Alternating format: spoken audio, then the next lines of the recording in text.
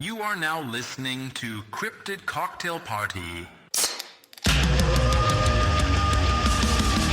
Creatures, let's meet for a drink. It's a treat. Join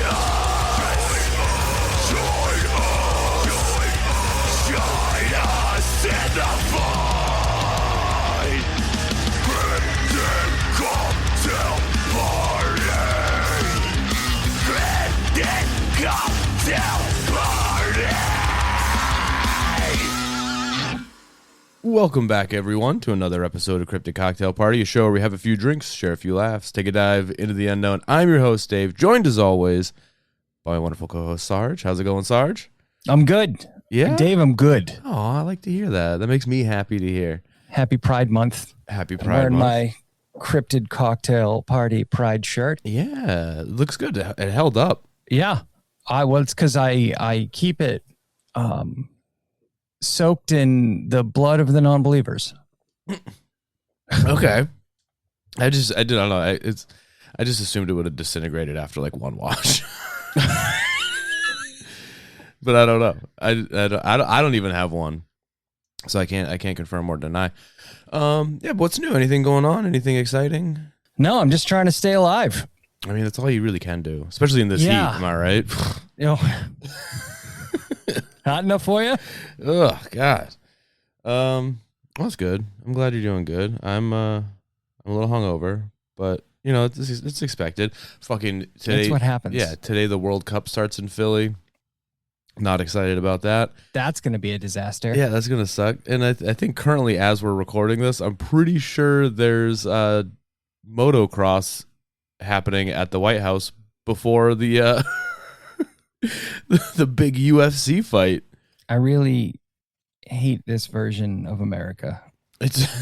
I mean, I do too, but at the same time, like, this is pretty funny. It's so fucking stupid. Like, you can't. Yeah, it's really embarrassing. Like, I never thought there would be a Mountain Dew commercial that could be filmed on the White House grounds. And now that's changed. Well, here's the thing. It's not sponsored by Mountain Dew. It's sponsored by Monster Energy Drink. That makes it worse. That makes it a lot worse. That makes me want to move to another country. Yeah, well, I mean, yeah. All right. Yeah. All right, let's move on before we get so depressed we forget what we're going to talk about All today. right, don't rush me, Sarge, okay? All right. I just don't want you to depress me. We can talk about something else. No, it's fine. All right, so this week, Sarge, we're doing another redo episode. Okay. Because this is a story that I think you're going to fucking love. It has everything that you enjoy in a good encounter story. Oh, excellent. Yeah, it's you might be familiar with this story. It's a bit of an older one, but it's probably one of the most famous like alien UFO encounters. So we're talking about we're gonna do the Kelly-Hopkinsville Goblin encounter. Are you familiar with this at all? I am familiar with it. I love this story so goddamn much. All right, so for those of you unfamiliar with the story, the Kelly-Hopkinsville encounter is, like I said, probably one of the most famous alien encounters ever reported in the United States, and it plays out like a fucking action movie. It's basically hillbilly John Wick, kind of. Yeah. So this whole thing kicks off on the evening of August 21st, 1955, in very rural Kentucky, at a little farmhouse outside of a town called Kelly, just a short drive north of Hopkinsville. The farmhouse belonged to a widow named Glennie Langford. It's a hot, sunny night, and this tiny place is just packed full of people. You got her son Elmer Lucky Sutton. He's there with his wife Vera. You got Lucky's brother JC. He's there.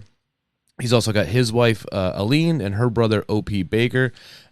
Glennie also has 3 younger kids, Lonnie, Charlton, and Mary.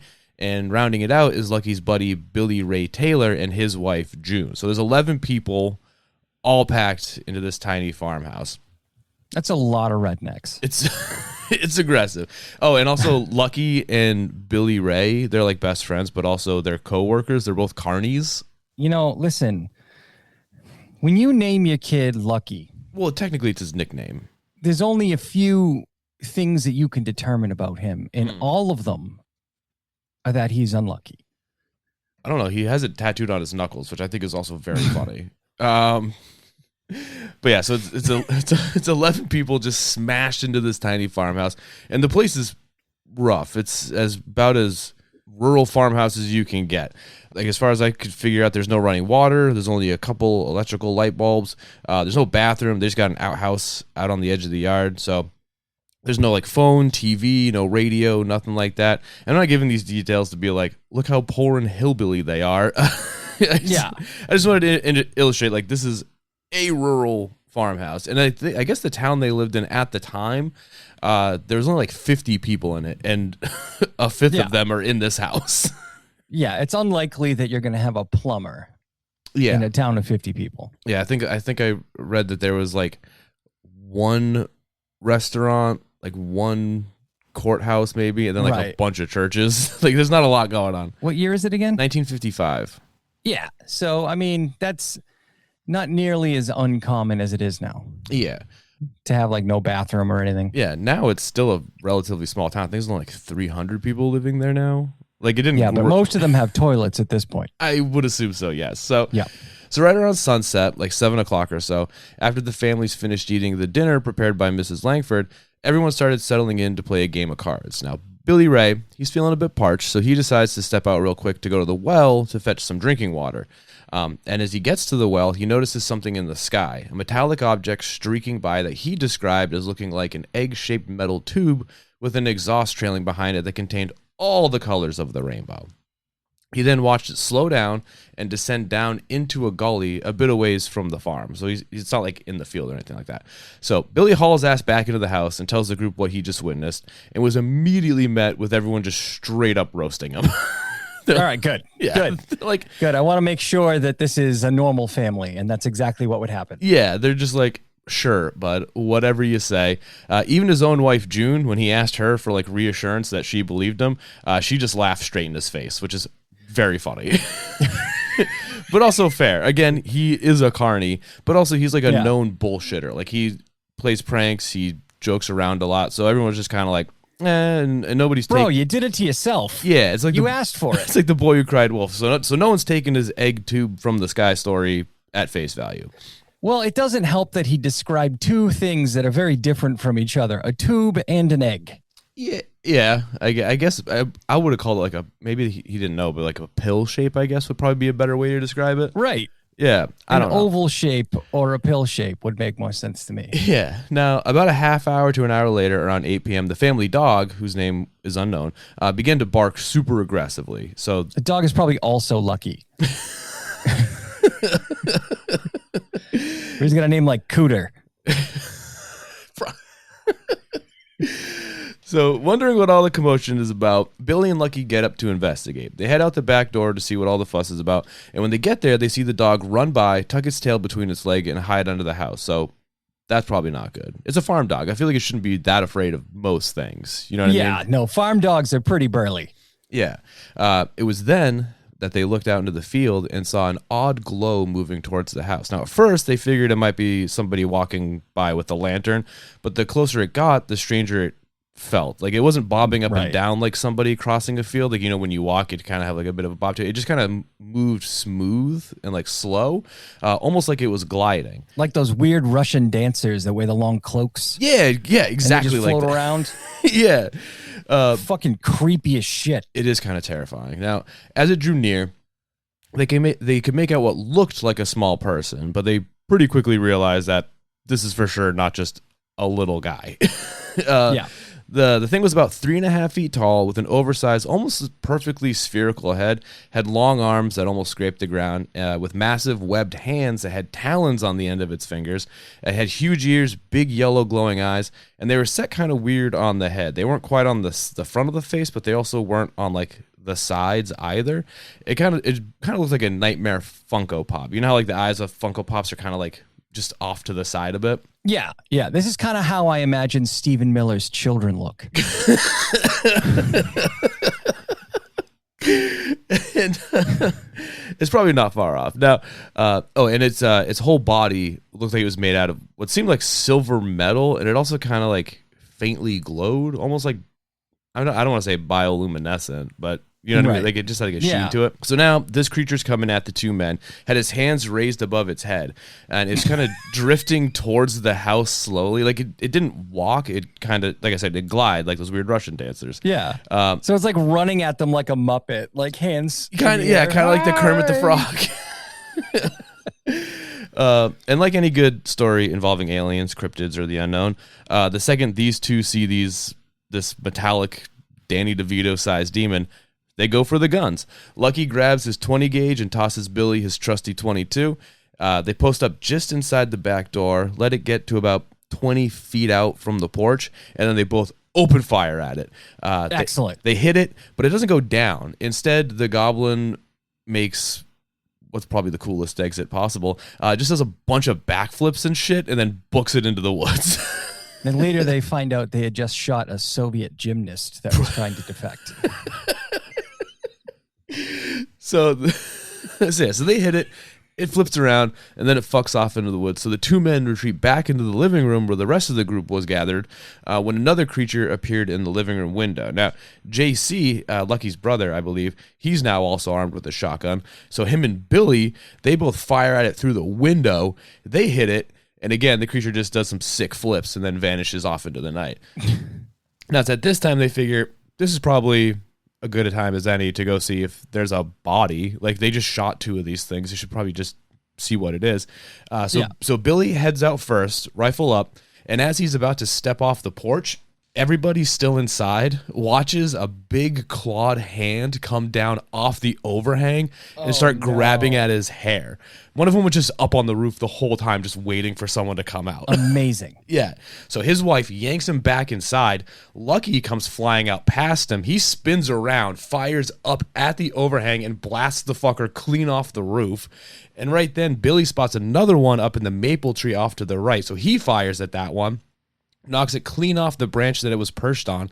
It fucking falls, hits the ground. They shoot it again, but it just gets right back up and runs off into the brush. Why isn't this a goddamn movie? Right? That's what I'm fucking... There probably is. This is so fucking exciting. I would watch this movie every day. Dude, when I said it plays like a fucking action movie, I wasn't joking. Like, it's fucking legit.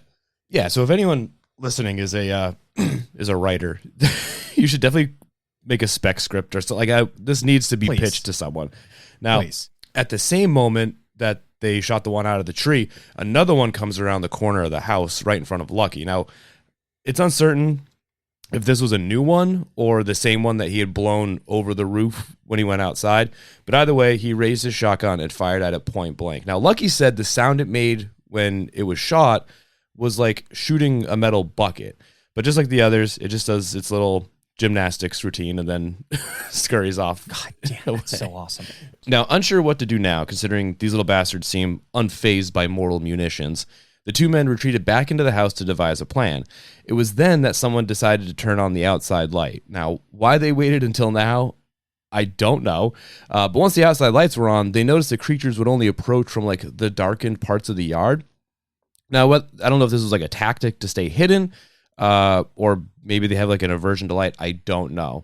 Now, the timelines of events after this is kind of spotty, but what I could gather was that right after this, they heard tapping noises on the roof, like something was scurrying along the roof. Yes. Yeah. So the men went out back, saw creatures on the roof. They fucking shot them. It fucking flew off the roof, but instead of falling to the ground, it just slowly floated down to the back fence about 40 feet away.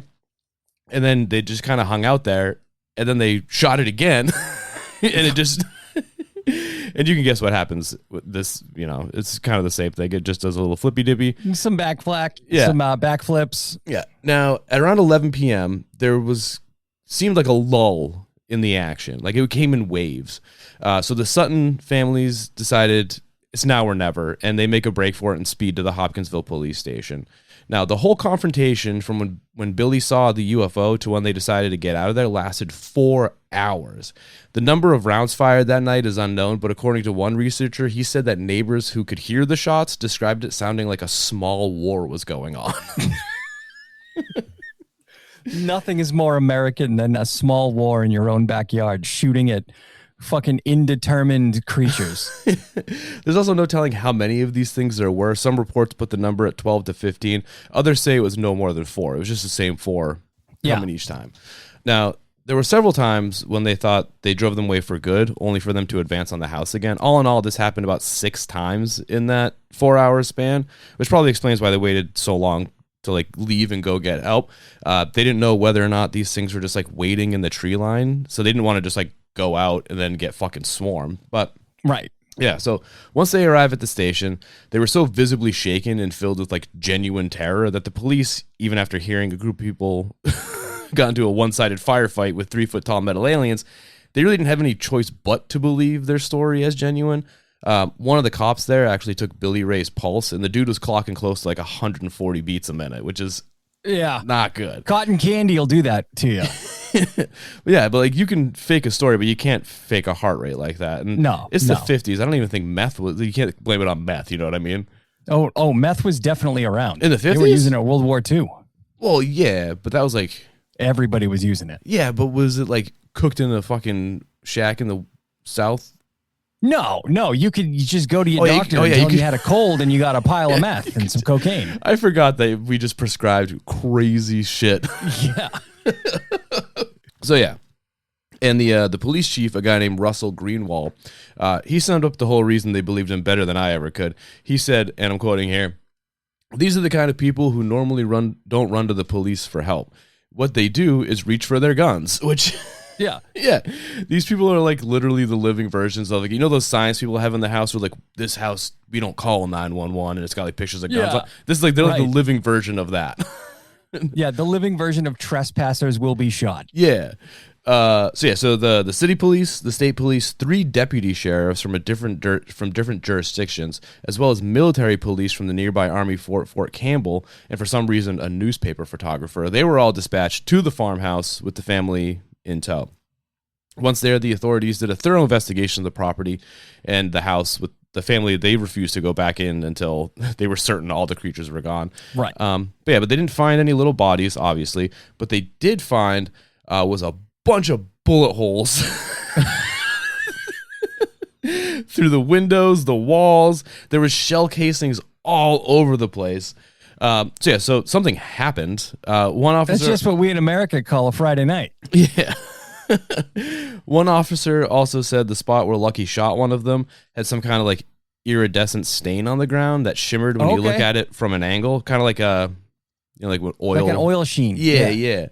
And as a little fun bit, the chief Greenwell, he told a story about the search that was pretty funny. So to set the scene, you got 15 some armed cops and military police. They're creeping around this property in the pitch dark. Everybody's already kind of spooked.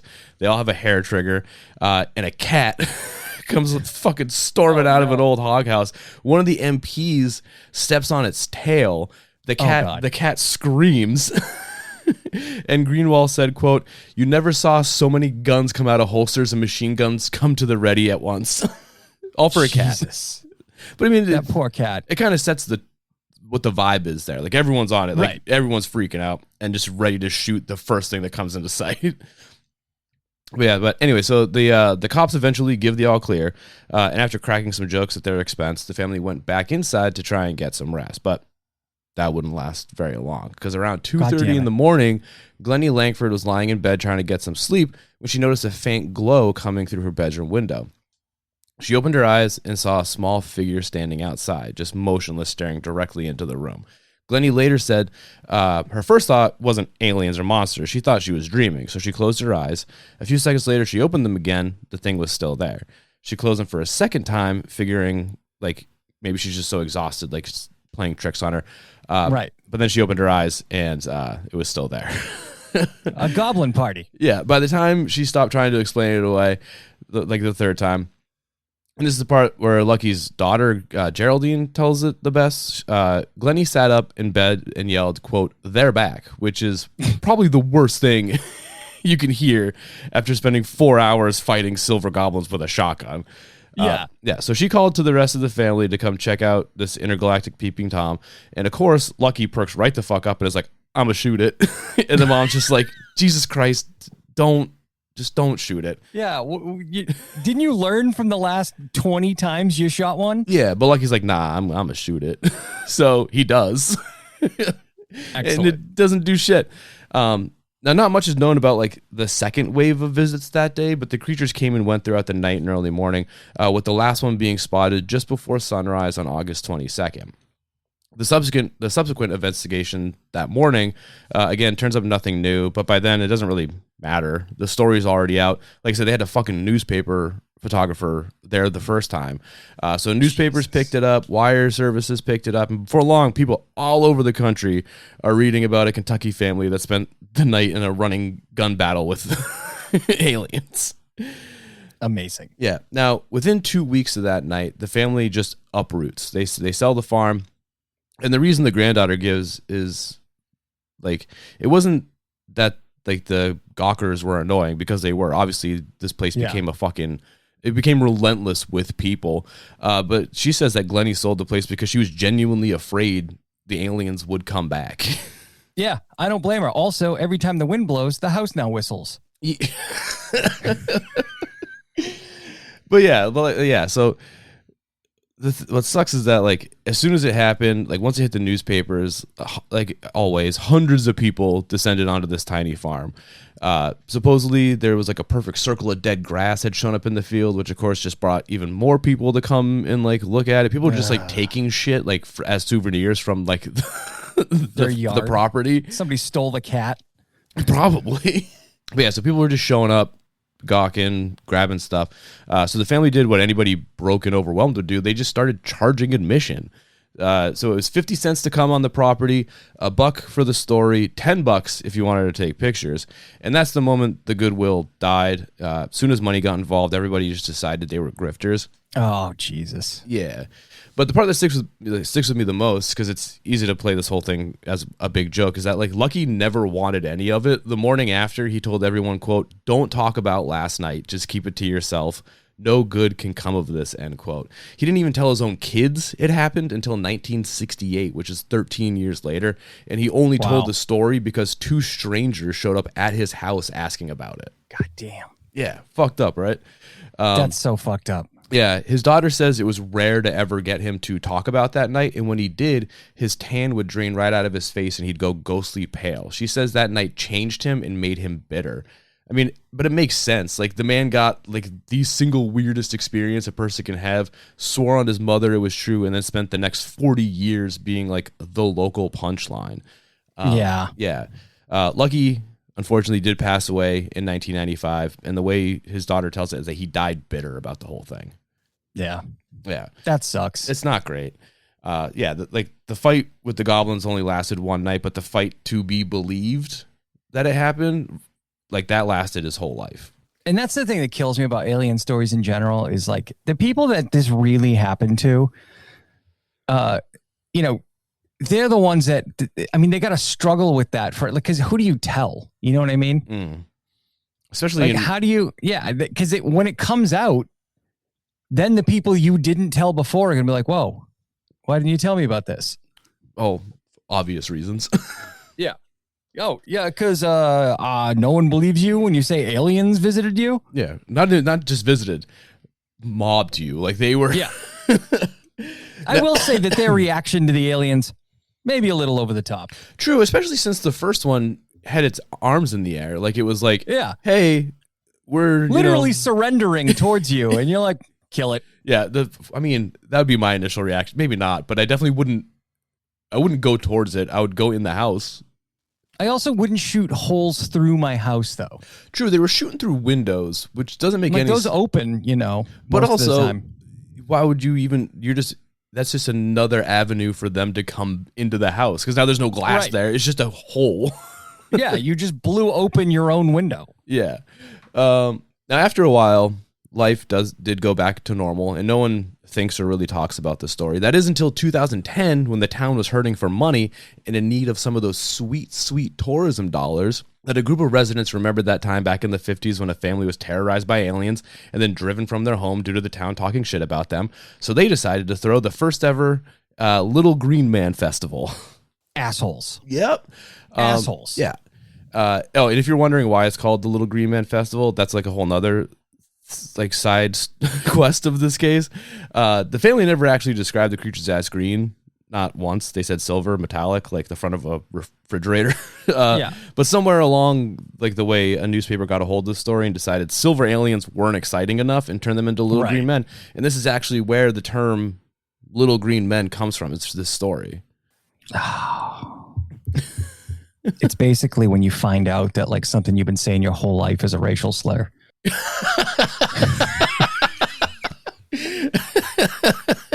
Has that happened to you? Well, I mean, like, it's, I'm not like running around saying actual racial slurs, but when you find out like the racist background of things that you used to say all the time, like no can do, for instance, I didn't know that was racist. I thought it was like short form for, I can't do that for you. I'm sorry. Oh, yeah. I'm sorry. Oh, yeah. What? I found this out just recently. What? Yeah. So I guess it was a pejorative that came around because of the Chinese immigrants out west. Oh, it's like mocking their speech. Yep. Okay. Yeah. I got there in my own head. All right. So like you can't say no can do. There's another one. I can't remember, but that one's also part of it. Another short form saying that we all use. You're not even really supposed to say spooky anymore. I never said that anyway, because that's like a little kid thing. Yeah. But I know people who say it, and every time I hear it now, I'm like, eh. I say spooky all the time on this show, I'm gonna keep saying it. It's fine. I feel like if you drop the Y, that's when it gets a little. If you drop the Y, that's when you start voting Republican. Yeah, I get it. But yeah, anyway, so the town was hurting for money, and they were like, hey, let's exploit this family story for tourism dollars. So the family monetized it in 1955 and got ran out of town for it, and then the town monetized it in 2010 and they just called it heritage. Seems to be a running theme in the South. Yeah, and then they're heroes. Yeah. There's nothing more American than profiting off the misery of your neighbors, but whatever. Yeah, but if your neighbor profits off their own misery, fuck that guy. He's full of shit. Right? But whatever. It's only gotten bigger. Last year for the 70th anniversary, they added a second event. It's a whole UFO convention called Goblin Con. So they have 2 alien parties a year now on a piece of land where the actual farmhouse doesn't even exist anymore. It got sold off and demolished. So the house is gone, but now they got like gift shops that live forever. It's kind of fucked up. That's pretty fucked up. I mean, think about it. You grow up in a house with like little electricity and no fucking toilets. Mm-hmm. And you try to make money off an incredibly traumatic event. Probably the most unique and interesting thing that will ever happen to you. Yeah. And everyone in town's like, you're a dickhead, but we're going to do that later. It's super fucked up. But this also isn't the only time it's happened. Like, I feel like most cryptid festivals, minus like Mothman. I think Mothman Fest, like everyone in that town, no one got driven. That only sprang up from a bridge collapse that killed a bunch of people. Yeah, but no one got like ran out of town or like really, I feel like really ridiculed for No, they just died in a frozen river. Well, they didn't see the Mothman though. They're secondary to this. I'm talking about like the actual witnesses. Like, I know what you mean. Yeah, I know what you mean. But I feel like most other cryptid festivals are all based around someone telling a story and then getting ridiculed and made fun of, and then someone's profiting from it. I feel like most of them are kind of fucked up. But here's the part that I do love. Lucky's daughter, Geraldine, I mentioned her before.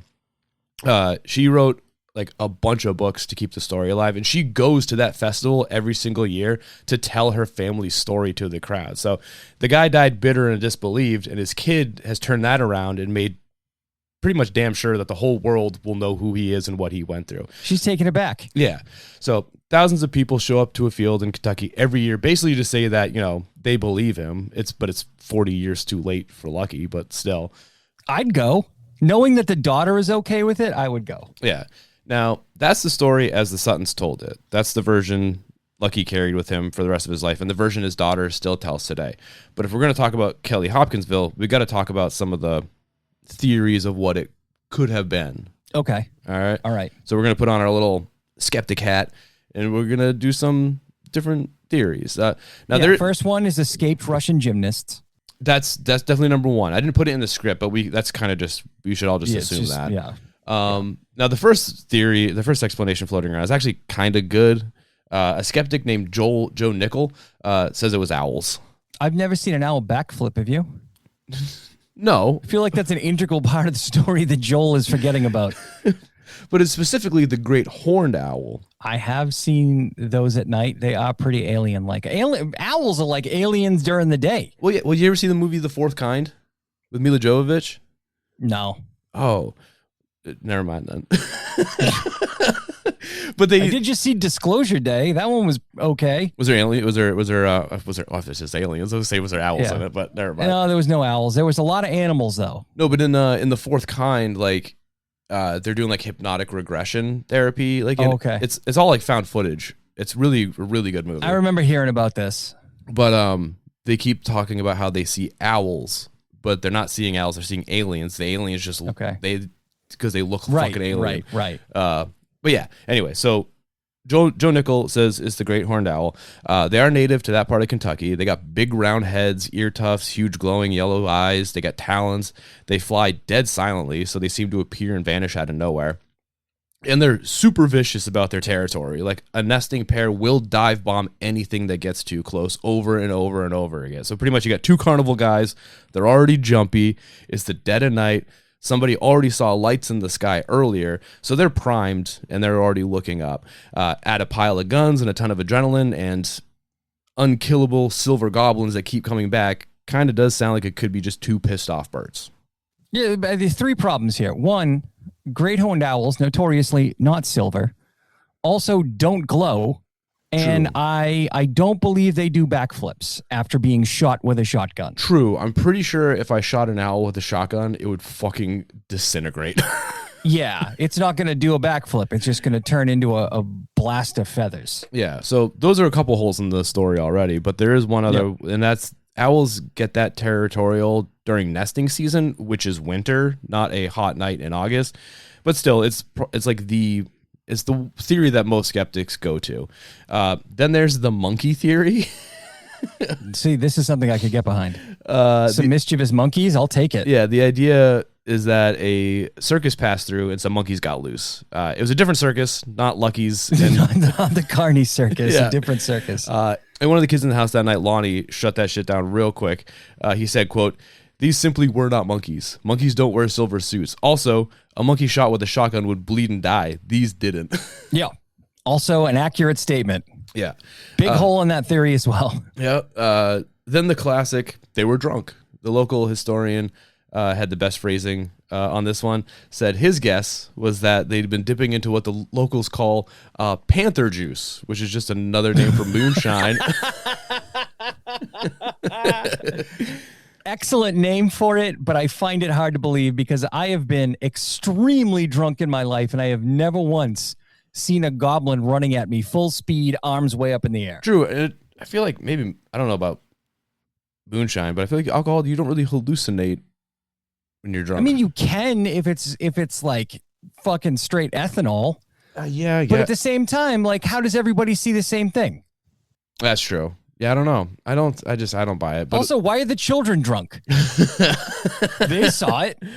I don't know if the kids, I think when this shit started going down, they put all the kids into like a room. I mean, these are kids. They're going to look out the window. That's fair. Maybe it was a windowless room. I don't know. Yeah, maybe. Who knows? Yeah, but the drunk theory kind of falls apart pretty quick. Glennie was deeply religious and didn't allow booze in the house at all. And the kids all backed that story up. And every single cop on the scene said nobody appeared drunk or visibly like fucked up. Yeah. And then my favorite theory, because it's fucking stupid. An Air Force major told investigators that Glennie had mail ordered some Christian pamphlet that, for whatever reason, had a picture of a monkey painted silver on it. And his actual theory was that the picture freaked her out so bad she projected a silver monkey onto the entire night. So that Air Force major was clearly doing the LSD test for MK Ultra. We're all agreed in that, right? Yeah. So it could just be a scary church magazine monkey. I mean, honestly, with such an unbelievably stupid fucking theory, the only thing I can come up with is that the Air Force just dosed everybody in the house with LSD. Well, that was another theory too, is that it's close to, I forget what the fort I already said was, but it was close to an Air Force. Fort Campbell. Yeah. So it could have been some sort of technology test or something like that. But I feel like the Army or the Air Force, whatever, like they test like planes and stuff, but they wouldn't they wouldn't mob a house. No, but MK Ultra, my friend, I would be far more willing to believe that they got hit with like LSD. They dosed the entire house. Maybe. They probably put it in the well to see what would happen. Yeah, that could be it. I don't know. But then again, would you still have a shared hallucination like that? I guess you could influence other people's hallucinations, right? Yeah. Yeah. I mean, if you're describing it and somebody else is already tripping balls, it's possible. Yeah. The other theory too is that that time of year there's the Perseids or the meteor shower. The meteor shower. Yeah. Right. So when it was around like the heaviest time, like I guess like during this time that this happened, like you could see like up to 50 to 100 meteors in like an hour or something like that. You know what it could have been? It could have been that they got dosed with LSD and they did see great horned owls. And everything just kind of spiraled from there, and that would explain the consistency and the hallucination. Yeah, and then mix that with the meteor shower. Like those two things could explain both halves of the story. Maybe. Yeah. But you can take your pick. It's either owls, meteors, a combination of the two, Panther Juice. I want this to be real more than anything, because what I love is that clearly these goblins had no ill intent at first. And they were just shooting at them. Yeah. And so then the goblins are like, all right, it's on. We're going to fuck with you now. And then they don't come out because they're like, they brought the cops. Just chill out. Wait for them to leave. And then we go back to the house. Yeah. Sit outside the window. Look at the old lady. Just look at her. Don't say anything. Don't just stare. But it could be a whole number of things, or it could actually be just little metal men. I don't know. But the thing is, like, nobody has ever managed to like completely kill the story cleanly. They're only able to like maybe. Yeah, you can explain away a piece of it. Yeah, they look at the hoops I had to fucking jump through to make any of this make sense. Yeah, you can only like debunk aspects of it, but that debunking one doesn't solve the other ones. Like it's nothing cleanly explains anything. Yeah, there's no Occam's razor here. This is not going to make sense no matter how you explain it. Yeah. The Air Force's Project Blue Book, they investigated this. They shrugged, they had no idea what was going on, and they were just like, fuck it, it's a hoax. J. Allen Hynek, one of the biggest UFO researchers of the era, he called the case ridiculous and against all common sense, and then turned around and spent like 6 pages talking about it because he couldn't fully explain it either. Yeah. I mean, here's the thing. Like, if that was a hoax, yeah, they were so committed because they shot holes through their house and they're poor. And like, you know, charging people 50 cents to come on the property, that's not going to fix every wall and window on your property. No. But also, I wonder how much money they got for selling it. I wonder if they sold it to like just like the town, or if like some guy was like a UFO researcher or an alien guy was like, I'll buy it for this much, and then he tried to like monetize it. I don't really know the story about the sale of the house, but they probably got robbed on it, honestly. Oh, they probably just wanted to get the fuck out of there. Yeah, it was probably highway robbery. They probably sold that thing for like some pocket lint and a beer tab. Yeah. But like I said, no one can fully explain it, and I think that's kind of like why we're still talking about it. It's one of my favorite stories. Yeah, I love this story. The first time I heard it, I was like, "This is the most fascinating story." Yeah, but whatever they actually saw, who knows? But the story left its fingerprints all over UFO culture. Like the description: little humanoid creatures, big head, weird eyes, showing up in the middle of the night and scaring the absolute shit out of people. Like they're not what you would call grays today, but you can see how some of the DNA kind of like got that image of the alien. Yeah, but like I said, it's just an image that sticks. And 70 years later, we're still talking about a bunch of little silver goblins that may or may not have spent an entire night getting blasted with Kentucky buckshot and doing backflips in the woods. Somebody get J.J. Abrams on the phone right fucking now. It needs to be a movie. You think J.J. Abrams would do a good job? Yeah, probably. Well, he did the Cloverfield movies. That's why I'm thinking he could do a good job with this one. Yeah, that's true. Well, he did some of the Cloverfield movies. There was one Cloverfield movie he should be ashamed of. Which one? The Cloverfield Paradox. Oh, the Netflix one? The one when they're up in space. It was the stupidest piece of shit I've ever seen. I didn't watch that one because I didn't. It was so bad. And so you're lucky you didn't. I watched it really thinking that it was going to at least keep with the theme. It did not. Well, I think what happened was that wasn't originally supposed to be a It Cloverfield wasn't. movie. It and wasn't. They just slapped The sequel wasn't either. the sequel, 10 Cloverfield The one Lane. where they're in the bunker, that is- wasn't supposed to be one either. Yeah, but it's so good. It's so good. It's So amazing. I guess that we're going off now, but I guess that like that new movie coming out, 10 something Lane or whatever, where the neighborhood gets transported back in time to the dinosaurs. Yeah. I think that's also supposed to be in the Cloverfield universe. I don't know how true Really? that is. Though. Yeah, but it looks awesome. I'll watch the fuck out. Yeah, of it. that looks really good. I saw the previews when I went to go see Disclosure Day, which, by the way, look, it's not a fucking masterpiece, okay? But if you liked E.T. and Close Encounters, then you are going to like this movie. Oh, it also, was fun. It was a lot of fun. Spielberg was inspired by this to make E.T. That's another thing I learned. Really? Yeah. Oh, that's very cool. And I guess also somehow, some part of this, I don't know what was inspired Poltergeist, I think. I don't know which part. I didn't look into it that deep. Maybe the clown. I don't know. I just saw it in passing as I was doing some research. But yeah, but anyways, that's the story, Sarge. Hopkinsville Goblins. I love it. Such a good one. Yeah. Great story. Yeah, it was good. I enjoyed the story a lot. It's one of my favorites. I actually have you can't see it, but behind me up there, there's a print someone did, and it's the Hopkinsville Goblin and the Flatwoods Monster, like star-crossed lovers. Yeah. Oh, I love that. It's good. All right, that's it. You got anything you want to add? No. This one makes me really happy. I really love just the absolute zany nuttiness of this fucking story. This is what every alien story should be. When you hear the ones that are like really sad, like Betty and Barney Hill and how fucked up Barney was afterwards, or like Fire in the Sky with Travis Walton and that whole thing. Depressing fucking stories. This one, little depressing because the poor people that live there got taken advantage of, but then they fucking turned it around and now his daughter's like a guest speaker at this thing. Yeah. It does. Retribution is what I like to call it. Yeah. It just sucks that Lucky couldn't be around to see it get turned around. You know what I mean? It's 15 years later and it fucking blew up into a whole festival and stuff and he missed it. It sucks. Really unlucky. All right. All right. Well, thank you so much for listening, everyone. You got anything you want to plug before we do the whole sign off? No, just happy Pride. Enjoy your month. I'm gonna be down in Providence at Pride next Saturday. Hell yeah. At the Pride Parade. Wild time. So if you're gonna be in Providence, hit me up on Instagram. Yeah. And you can find him at Sarge the Destroyer on Instagram. And you can also follow us on Instagram at Cryptid Cocktail. Follow us on TikTok, Cryptid Cocktail Party. Leave us a 5-star rating and review if you can, please. That would be awesome. It really helps get the show out there. I think that's it. I don't think I got anything I else. got nothing else. All right. I guess with that out of the way, Sarge, you want to say goodbye and I love you to the audience? Goodbye, and I love you.